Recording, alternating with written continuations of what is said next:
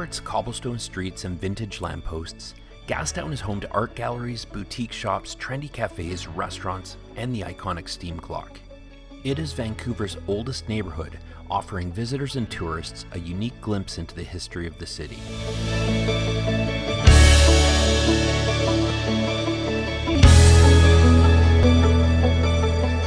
An English sailor and entrepreneur named John Dayton, better known as Gassy Jack, came to British Columbia in 1858 to work the Fraser Canyon Gold Rush.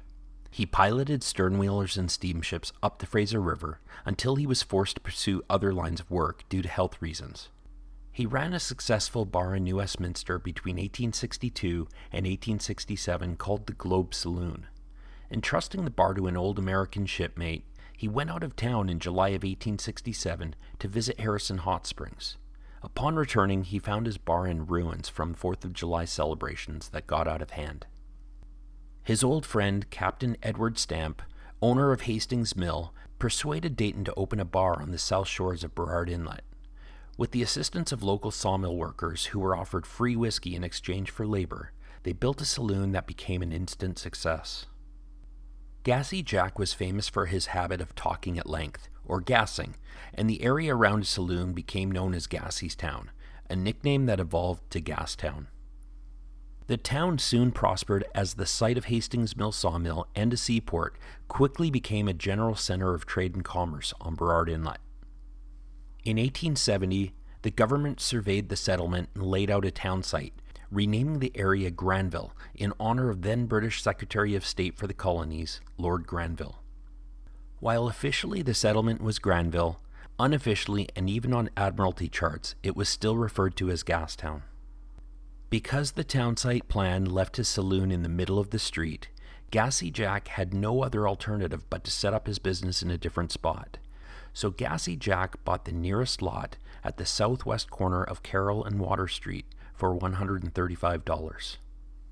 He built an establishment that was much more grand in comparison to his previous bar, a saloon and hotel which he operated until he became ill and died on May 23, 1875 at the age of 44. The town site of Granville grew quickly, with a population of 3,000 and was incorporated as the city of Vancouver on April 6, 1886, the same year the first transcontinental train arrived. CPR President William Van Horn arrived in Port Moody to establish the CPR terminus and gave the city its name in honor of George Vancouver. A few months later, Vancouver was destroyed by the Great Fire of 1886. Two clearing fires, one to the south and one to the west, quickly spread out of control, destroying between 600 and 1,000 buildings, including Gassy Jack's Dayton house, and killing at least 21 and reportedly up to 50 residents. Within 2 weeks of the fire, Cordova Street from Carroll to Abbott Street was filled with businesses reopening in basic structures. Within 6 months, 500 buildings had been rebuilt, with many of the new buildings being made from brick. The area around Gastown remained the city's commercial core, even as the CPR was developing its holdings in Vancouver's present-day financial district and the West End.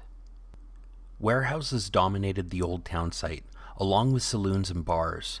By the 1930s, there were over 300 establishments serving liquor in Gastown. The CPR continued developing further west.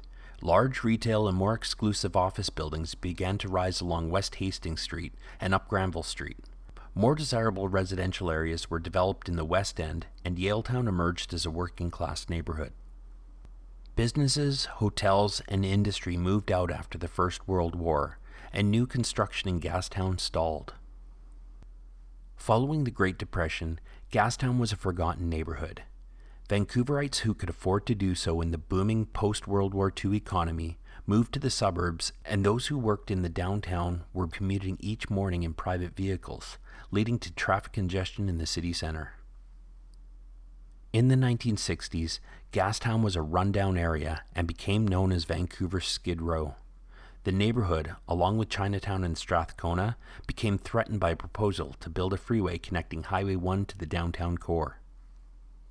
Protests and organized community resistance prevented the destruction of these historic neighborhoods, which led to renewed interest in the heritage value of the areas. In 1968, the Community Arts Council organized walking tours to draw attention to Gastown. A few years later, in 1971, the province of BC recognized both Gastown and Chinatown as historic areas, protecting many of the buildings within their boundaries.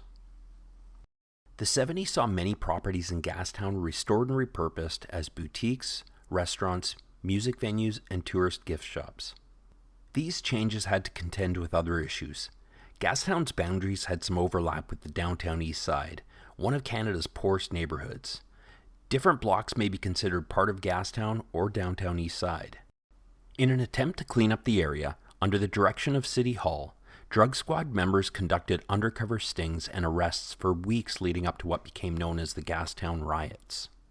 On August 7, 1971, a smoke-in was organized by the Youth International Party, known as the Vancouver Yippies, against the use of undercover police in favor of legalizing marijuana.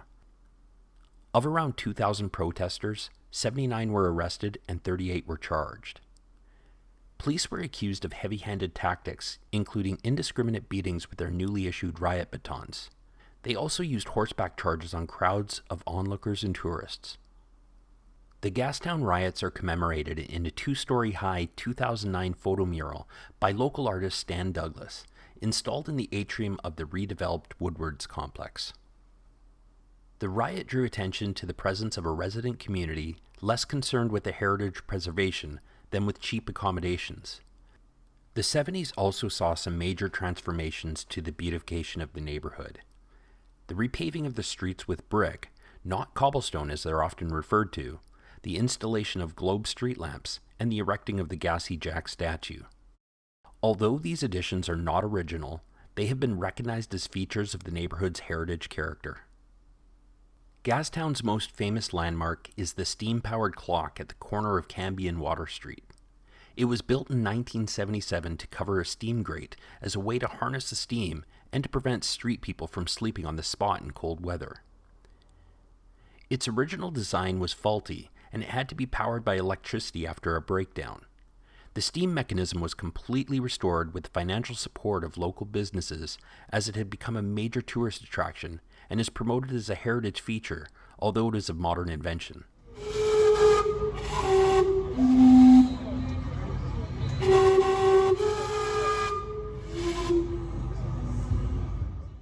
Gastown is considered one of the most haunted places in the city of Vancouver. Jailer's Mews is located in the heart of Gastown. It housed Vancouver's first jail, built on the site in the mid-1800s. After it burnt down in the Great Fire, it was replaced by a brick fire hall. Behind the building is a cobblestone courtyard, where a hangman's scaffold once stood. Before the fires, over 40 people were publicly executed. A woman dressed in black, who is said to be the widow of a misfortunate man hanged at the gallows, has been seen drifting along the cobblestone passageway where the hangings took place. She moves in a southerly direction, heading towards an iron gate that leads to Blood Alley. Once through the gate, she vanishes. Ironically, Blood Alley, with its gruesome name, isn't known for its hauntings. It received its name in 1972 as it used to be the scene of blood-spilling fights and drunken brawls. Several other areas of Gastown make up for the lack of hauntings in Blood Alley. The streetcar inside the spaghetti factory is said to be visited by a uniformed conductor, while several poltergeist haunts have been reported at the Lamplighter pub. As mentioned earlier, Gastown was recognized as an historic area in 1971 by the province of BC. It received National Historic status by the Government of Canada in 2009. The heritage significance derives from the distinct style of the neighborhood, with its masonry construction and varying building heights. The street pattern follows the natural curve of the inlet, distinguishing the area from the city around it and resulting in many flat-iron buildings. It was granted the designation, ensuring its historic buildings would be preserved for years to come. Due to controversy around Gassy Jack's second marriage after his wife's death to her 12-year-old niece, an Indigenous child named Madeline, the statue that was erected in his honor was toppled and painted red during the 31st Annual Memorial March for Missing and Murdered Indigenous Women and Girls on February 14, 2022. Today, Gastown is one of the most visited tourist areas in Vancouver, with its impeccably curated design studios, thriving fashion boutiques, unique art galleries, speakeasy-style bars, intimate live music venues, and some of the best culinary fare in the city. It is home to the Vancouver International Jazz Festival, held every summer drawing hundreds of thousands of people each year, as well as the Gastown Grand Prix, a bike race through the streets drawing hundreds of riders to compete for the largest purse of any other criterium race in North America.